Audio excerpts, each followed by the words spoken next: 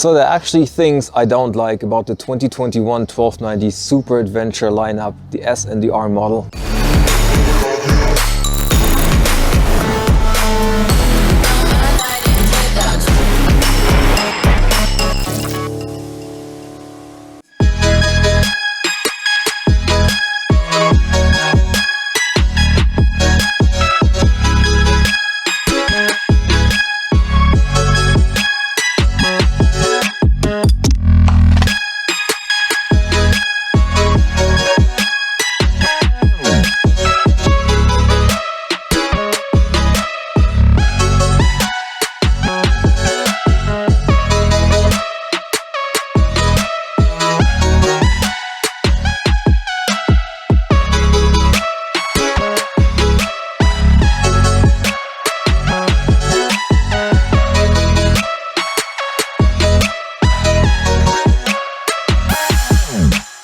What's up my biker friends, and welcome back to another video. Let's talk about the 6 things I didn't like about the 2021 1290 Super Adventure S and R model. Now for those of you that don't know, I've actually owned a 1290 Super Adventure S for 3 years. I put almost 50,000 kilometers on it and just recently bought a 2020 model of the 1290 Super Adventure R.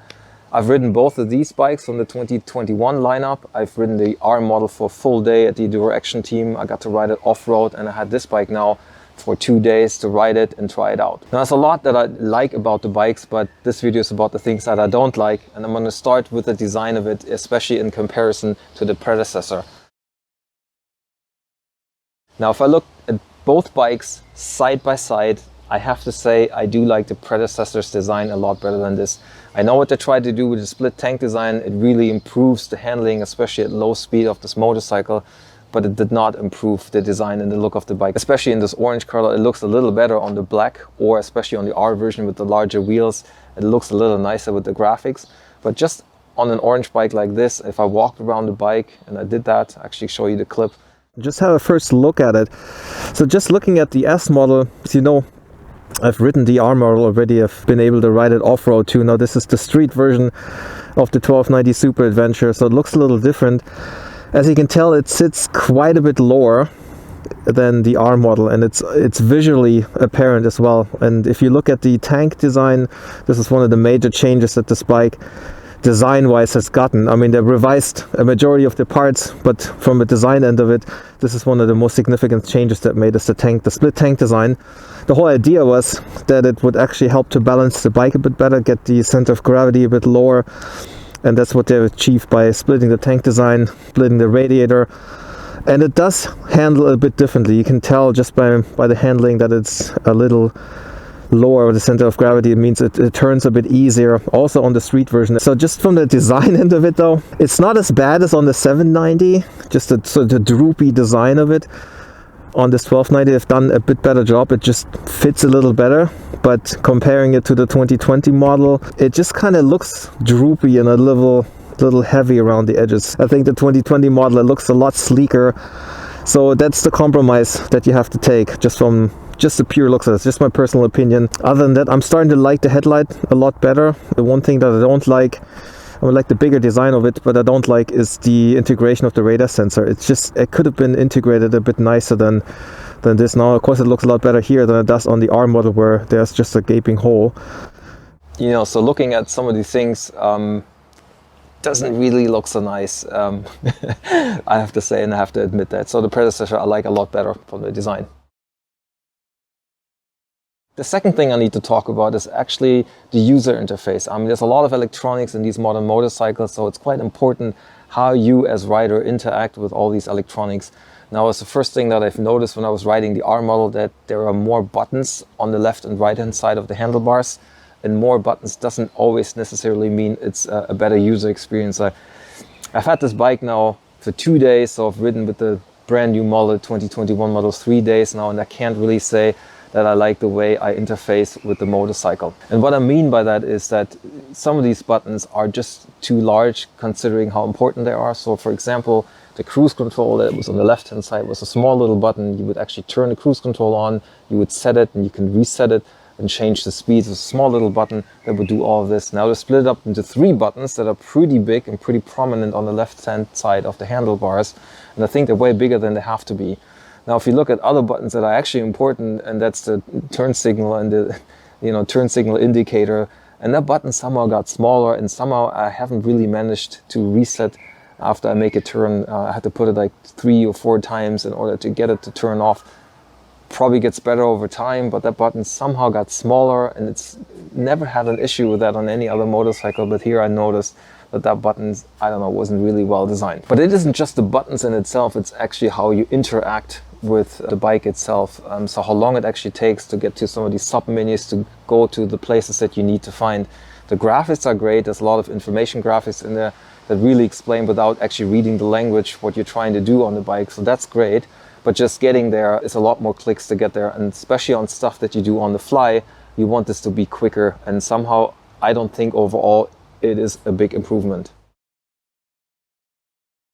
The next thing I'm having an issue with is especially on the S model here. The S model has a semi-active suspension system, and that is awesome because at the click of a button you can change the suspension settings from a sporty, really firm setting all the way down to super plush and soft in the comfort setting, or you can switch it to off-road mode. That's super great. That was great on the S model that I owned. Sometimes though it takes kind of a long time to get through the sub-menus to actually get to use suspension settings. So what the KTM did also on the predecessor is have custom buttons or quick access buttons that you had back in the predecessor. Those were the arrow up and down buttons where you can basically choose 2 functions that were important enough for you to put them on the quick access button. So one thing I always had on there was the damping setting. So pushing on the button, it was really easy to go from a firm sporty setting to something softer. Once I hit bad pavement, I could do it really quickly. Now that's the one thing you can't actually set as a custom button. There are custom buttons that you can do on the 2021 1290 Super Adventure S. They're actually on the right hand side now, but the one feature that you can't put on there is actually the damping setting, which I think is super annoying if you have a bike like this and it takes forever to actually get into the sub-menus to change the suspension settings. That's probably also one of the things that could be fixed very easily with just a software upgrade. I'm really surprised that they didn't see this. Now the next thing is also something to do with the software and actually the display and the information that you see on the display. Now the display size had actually increased, which is nice. There's more real estate where you can display information that you need as a rider. Just because the display is bigger doesn't actually mean that it shows more information. I was quite surprised that when you pick your favorites, that's basically a set of information that you want to see at all times. And you can pick and choose between 1 and 4 on this bike, and you can pick between 1 and 8 on the predecessor. Now, information that I would like to see in the dash at all times is tire pressure.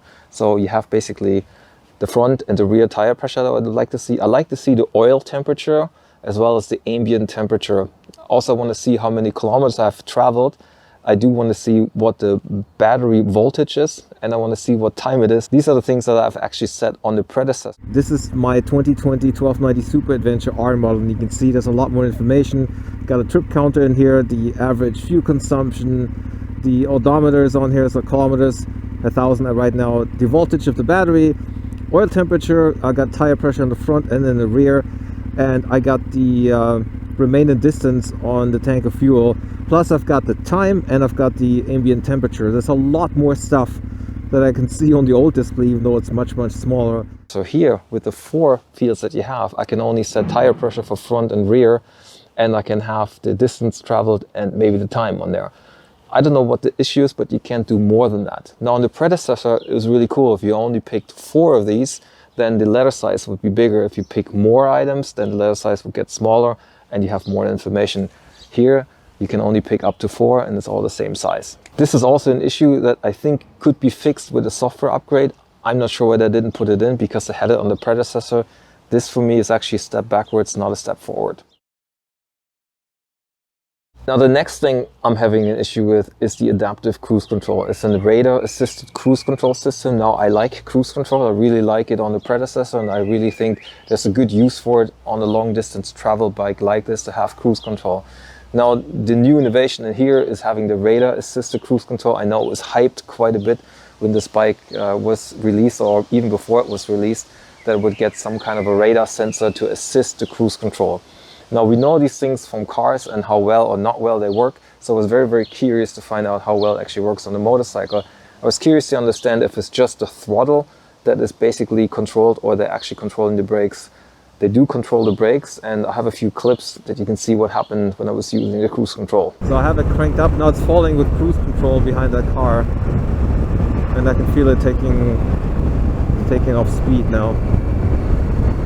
That's gonna be interesting. Once that makes a turn, that car, see now it goes into full brake when you normally would have just accelerated past it. Obviously it didn't really know it was making the turn, and it will actually apply the brakes to it, which is good to know that it will decelerate and do that for you, but of course it's a little scary to think about the fact that something automatically will sort of close the brakes down. I don't know what it's accelerating now. Do you see that? I had to actually slam the brakes. I have no idea what just happened. It was clearly heading straight towards the Audi here. That doesn't build a whole lot of confidence. Let's try this again. So guys, to summarize it up, as you can see, I was testing it a little bit. I know it should just work, just following a vehicle, and for the most part it did a pretty good job, but there are a few moments in there when it didn't really perform that well, and it results in a jerky reaction, or in the worst case, when I followed that Audi that was actually accelerating where there was no need to accelerate, and I actually had to break down the bike in order not to hit the Audi. That's not very confidence inspiring, and I guess when you have a bike like this and you try it, I'm sure you understand how it works better and you can make it work and use it. I probably would use it if I have it, but I'm surprised that just in the days of use that I ran into some of the issues. That shouldn't be an issue with the radar assisted cruise control. Now, last but not least, there was one funny thing with the seat. Now what is nice about the new Model S compared to the old model, you don't need a key anymore to basically pop up the pillion seat in order to adjust the rider seat or just to get to the storage compartment under the passenger seat. That's great because now it's a fully keyless system, but the issue that I had was actually with the rider seat. So when I changed the settings from high and low, there's two different settings on the seat. I actually changed it to low just to see how it was, and it wasn't for me. It was actually too low on the bike, so I set it back up to the highest setting, and when I accelerated the motorcycle, somehow the seat went back down to, I don't know if it was the lowest position or an in-between position, but it started me the first time because I thought I didn't put the seat in right, and it came with a big clonk and the seat slid back. So I thought I did it wrong, pulled over to the side and redid the seat, put it back on again, and it happened 3 more times. I'm not sure if I'm doing it wrong. It shouldn't be that difficult. You shouldn't be reading an instruction manual in order to set the seat height. It's pretty simple. I had the predecessor, which worked in a very similar way with a split seat, having the front and the rear seat separate. I don't really know what happened there, but something was off there. Anyway guys, those were the 6 things that I didn't like about the 2021 1290 Super Adventure lineup. If you have comments, leave them in the comment section. If you liked the video, give me a thumbs up. Thank you guys for watching. I'll see you in the next video. Until then, ride safe and stay awesome.